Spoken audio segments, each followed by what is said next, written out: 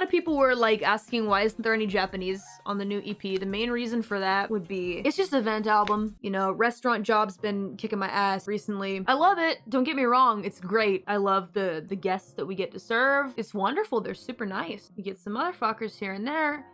It's rough. So here goes my AP. The first song I actually wrote a long time ago. I wrote it basically more towards the beginning of my new job, where I was kind of like trying to figure out like how things were working, I guess, how the new job worked and that kind of thing. It's rough. So the first song on the EP, kind of like a startup track, kind of getting used to what it's like to kind of have a bunch of eyes on your shit when you're somebody that was just like an underground nobody. Track number 2 is the vent track. It's the hardest hitting one, I would say. This says a lot of things that a lot of creators are thinking about. No, this isn't just famous, quote unquote, famous people. Has nothing to do with that. Anyone who makes things and has their eyes in their shit and gets people being, this is shit, you're garbage, you're an idiot, kill yourself. Yeah, anything like that. Like, even if you have 5 fucking viewers, everybody's like, the 3 people that are chatting are having a great time, and then one idiot comes and is like, fucking kill yourself, haha, idiot. Sucks. Fucking sucks. And like, people expect you to be professional and pretend like it doesn't suck. Bullshit. It's fucking bullshit, honestly. Idiotic. Like, you can ignore it and be a professional, and that's like the way. And there are people that can ignore it. There are people who can't fucking ignore it and bash their head against the wall every day and tweet rampantly every day maniacally. They can't hold it in. And there are people like me who are in the middle, who are trying to figure it out, right? It's rough. Like, it's not easy shit. I'm sick of pretending like it's easy to manage, because it's fucking not. I'm not gonna sit here and pretend like it's no big deal. I'm so cool. I'm so above it all. I don't have feelings. I don't have emotions. I just sit here and do my job. Being famous every day. Look at me. Just sit here and do my job every day. Fuck that shit. Fuck it. Fuck it. Like, actually, fuck that shit. Fucking human beings that have feelings. Anyone who creates shit and gets hate on has fucking feelings. And like, you're allowed to say whatever the fuck you want. Hell, I was like that back in the day. Just go wherever I could and just talk shit about people. That's why I said karma hit me. Karma hit me smack in the face, because I was like that. Anyone I didn't like on Twitter, elsewhere, would just talk the stupidest bullshit. And here I am now. In a way, I can't even be upset about it, because that's what happens. That's what happens, man. It's gonna happen to you. And you know what? I deserve it. I deserve it. For the asshole that I was. So that's track 2. Kind of frustrating, but that's the truth of it. Back in the day. Honestly, I don't care if you're someone that has like 20k concurrent viewers or 5 concurrent viewers. If you're dealing with like creator stress, like, fuck yeah, dude. A lot of us do. It's normal. You shouldn't be held up to some godly standard. It's bullshit, but that's people for you. It's just how it is. It's fine. You try to grow from it.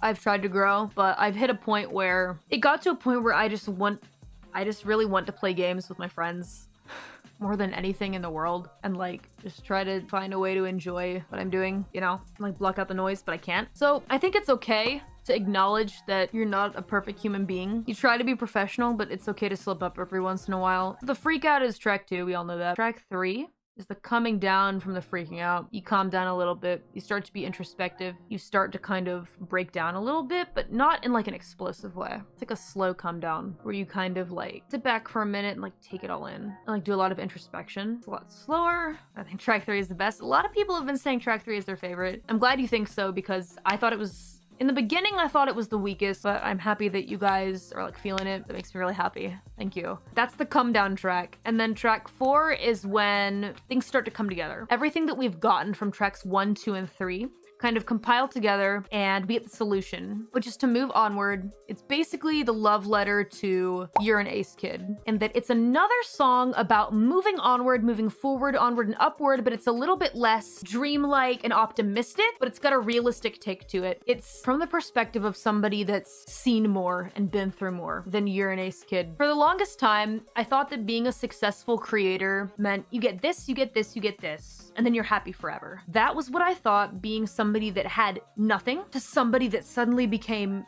explosively successful. And then when I got those things, but I like looked at them and was like, I mean, the problems that I had with things like money are gone, but like, why do I want to bash my head against a wall every night? I think it's totally, completely valid to look at someone like me and be like, shut the fuck up, bitch. Like, you're doing really well. Like, just shut up. And I understand where you're coming from, and in a sense, I agree with you. But I don't know why it hurt me so much. Actually, I do know why. That's bullshit. I do know why. Because when you have so many eyes on your stuff, you kind of like start to lose sense of yourself, you know? I completely understand those that may look at like people like me and say, oh, you've got everything you want, be happy. But at the same time, let's take a step back And remember also that I share, like, I've said this before. I share 10% of myself with you guys. There's like a 90% of myself that people don't like really see.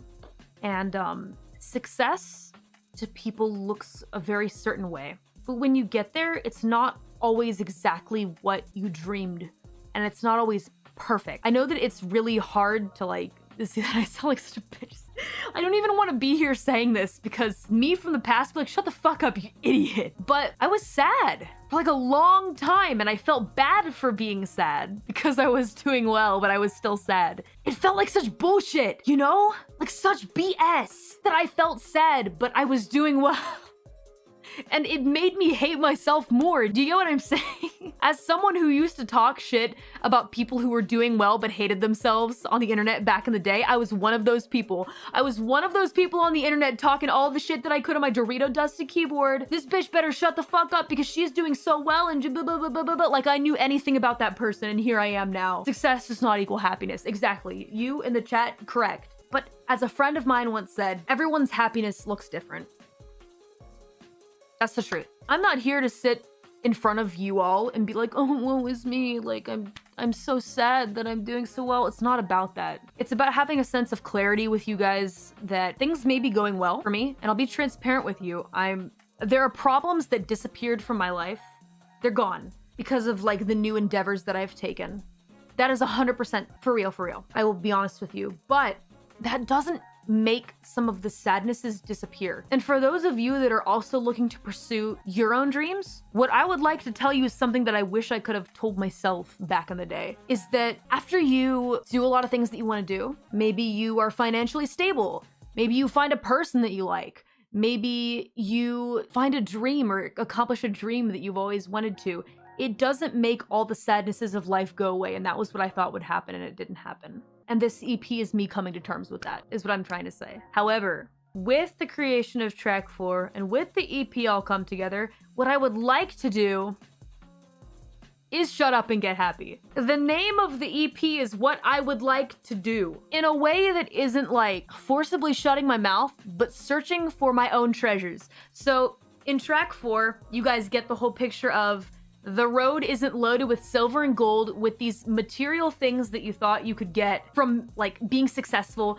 being famous, etc. It's the treasure that you make for you. It's the things that you look at and say, I'm grateful for this. I'm grateful for this. Fuck, like I made so many friends and like they're my treasures. More than anything, you could take the money away. You could take everything away and I'd have my friends that I made from what I did. And they're the treasures that I made for myself. I know it sounds corny as fuck. You don't need to tell me, I get it. But that's the truth. It's the treasure you make for you. No shit. I look every day outside my window and I'm like, wow, it's a beautiful day outside. I can walk outside and it's brisk. Like the weather is nice. I'm able to go outside and get myself a coffee and a bento box lunch and come home and do what I love for a living. And that's my treasure. I'm just gonna be real with you. That is the truth. You are wholesome. I'm glad you think so.